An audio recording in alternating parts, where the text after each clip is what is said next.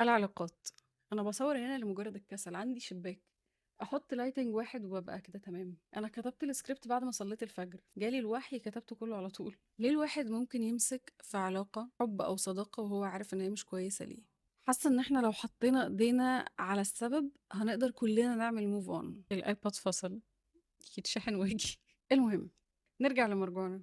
ليه بمسك في حاجة عارفة إن هي مضرة دي بتستنزفني؟ توصلت كده لكام بوينت حاسة إن دي هي دي الحل، وهي دي الطريقة اللي أنا مخي عامة بيشتغل بيها بقالي كذا سنة. الواحد بيبقى متعود إن هو يثبت نفسه، أثبت نفسي في الدراسة فأذاكر أكتر، أحاول أثبت نفسي لأهلي فأعمل لهم حاجات أكتر عشان يحبوني أكتر. هو للأسف جيلنا كبر على كده، أعمل حاجة فقصادها أتحب. ما ينفعش أتحب وخلاص، ما ينفعش أنا أكون موجود فإذا أنا محبوب. لازم أعمل حاجة فالحاجة دي تخلي اللي قصادي يحبني. فلما اللي قصادي بيبطل يحبني أو لما الصداقة دي بتيجي إن هي خلاص هتنتهي، ببتدي أحط مجهود كبير قوي، وجزء من المجهود ده بيبقى مش مطلوب. ولو قلت اللي قدامك انا عملت وسويت ورحت وجيت عشانك هيقولك انا ما طلبتش منك. اكتر جملة واكتر حاجة انا اتعلمتها في حياتي ان انا ما اروحش لحد واقول له انا عملت وعملت وعملت. لو انا مضطرة اقول ان انا عملت وعملت وعملت، انا غير ان انا هسمع كلمة انا ما طلبتش منك، يبقى كده كده اللي قدامي ده غير مقدر. يعني كده كده اللي قدامي ده غير مقدر، ومش بقول من اول مرة. ساعات عادي الانسان بيبقى محتاج اللي قدامه يلفت انتباهه اللي هو الحاجة اللي هو مش واخد باله منها. ولكن لو ده العادي ان انا بعمل وبعمل وبعمل ومش بلاقي اي حاجة من اللي قدامي، فطبيعي ان انا انسحب.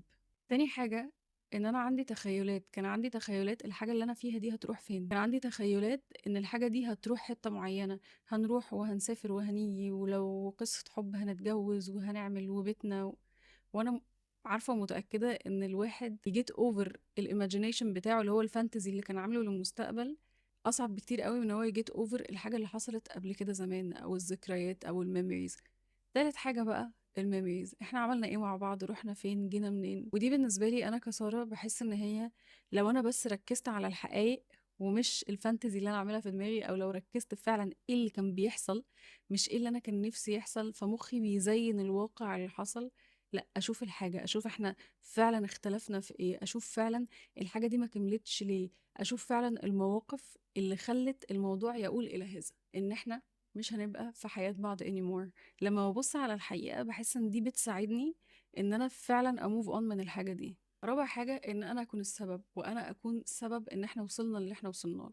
طيب لو انا السبب في حاجة، بروح باكسبلين ماي سيلف، بعتذر، بقول انا عملت كذا كذا كذا كذا، عارف ان كذا كذا كذا كان غلط، وانا ام ويلنج ان انا اصلح ده. لو اللي قدامي مش شايف ان انا worth it ومش شايف ان انا استاهل فرصة تانية، او مش شايف ان انا استاهل ان احنا نقدر نروح حتة، او مش شايف ان انا استاهل ان احنا نقدر نجيت اوفر الحاجه دي وفعلا نكمل مع بعض، يبقى خلاص انا كده عملت اللي عليا. الغلط بيبقى قدامه اعتذار.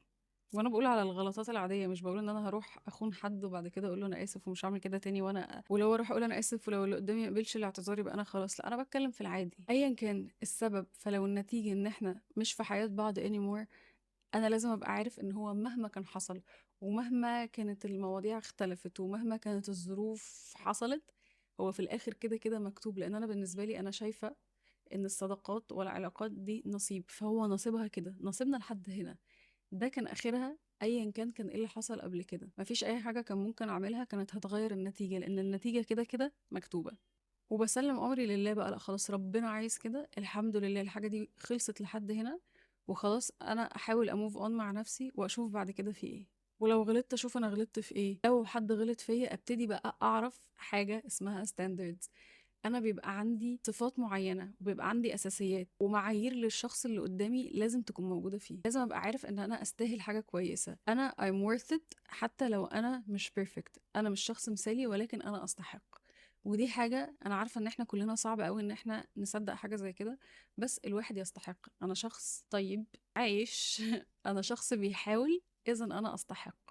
مش لازم أكون شخصية ما حصلتش علشان أبقى بستحق. هو كلنا نستحق، أنا أستحق، أنت تستحق، أنت تستحق، كلنا نستحق حاجة كويسة في حياتنا. ربنا خلقنا فإحنا نستحق العيشة. يعني هو مفيش دليل أكتر من إن إحنا اتخلقنا وربنا اصطفانا ونزلنا على الأرض، فإحنا كده نستحق. هي دي لازم أسأل نفسي، هل أنا أستحق ده؟ هل ده اللي أنا عايزه؟ هل هو ده المستقبل اللي أنا عايزه؟ ولو كانت الإجابة لأ، فانا لازم امشي ايا كان الحاجه اللي انا فيها دي ايه. لازم ابقى عارف بجد ازاي احط لنفسي ستاندردز في الاخلاق، ستاندردز في الدين، ستاندردز في المعامله. انا عايزه اتعامل ازاي، انا عايزه حياتي تبقى عامله ازاي. لان الناس اللي انا بدخلها حياتي ليها تاثير وليها امباكت كبير جدا على انا رايحه فين في حياتي. الناس الفشلة، الناس المتعبة، الناس المؤذية، الناس اللي بتستنزفك، كل ده هيوديك في حتة. حتى لو انت بتشتغل جامد قوي على نفسك لوحدك، بس الناس اللي في حياتك ليها تأثير جامد قوي قوي قوي على انت رايح فين. الإنسان بيتعرض لعلاقات، صداقات وحب وشغل وزمالة، فلازم أبقى عارف الناس اللي أنا بدخلها في حياتي دي بدخلها إلى أي مدى. الشخص اللي قدامي ده يستحق إن هو يخش؟ هل الشخص اللي قدامي ده يستحق السلام النفسي بتاعي؟ هل أنا ممكن أبذل مجهود مع الشخص ده؟ هل الشخص ده يستحق إن أنا أبذل معاه مجهود؟ لازم بجد أبقى عارف الستاندردز بتاعتي كويس قوي. موف اون، وما تخليش مخك يقف في حتة معينة مش عارف يتغلب عليها ومش عارف يعيش بعديها. الحاجة خلصت، كان لازم تخلص. هسامح نفسي، هموف اون. هموف اون ازاي؟ ان انا بطل اتخيل الفانتزي او اتخيل المستقبل اللي انا كنت راسمه في دماغي للعلاقة او للصداقة دي. هي خلصت بس كده. عارفين لما الفيلم بيخلص وبتيجي بلاك سكرين او شاشة سودا؟ خلاص الفيلم خلص، هو خلص كده، مفيش اي حاجة. في صوت بره هيجنني. انا عارفه ان الموفينج اون وان الواحد يكمل حياته بتبقى من اصعب الحاجات، بس وانس الواحد بيعملها مره بيعرف يعملها كل مره. الحياه تستحق المحاوله، والحياه تستحق ان احنا نتقبل نفسنا، نحب نفسنا، نعرف احنا نستحق ايه بجد. لان فعلا فعلا الواحد لما بيعرف الحاجات دي حياته بتتغير 180 درجه. اسالوني انا، مهما كان معاك فلوس قد ايه، مهما انت كنت امور قد ايه، مفيش حاجه بتفرق قد فعلا ان الواحد يكون بيحب نفسه. regardless انا ايه السيتويشن اللي انا فيه. انا قبلاني زي ما انا، قبلاني وانا متضايقه، قبلاني وانا شكلي مش عاجبني، قبلاني وانا في كل اوضاعي وعارفه ان انا في كل اوضاعي استحق حاجه كويسه. وده اللي هيخليني ابقى عارفه اقبل ايه وما اقبلش ايه، وده اللي هيبقى بيخليني اعرف اموف اون. قولوا لي في الكومنتس عايزين الفيديو اللي جاي يكون عن ايه.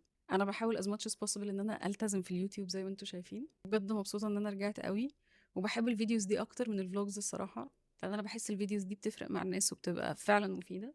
فقولوا لي عايزين نتكلم عن التوبيك بتاعت الويك اند اللي جاي في ايه.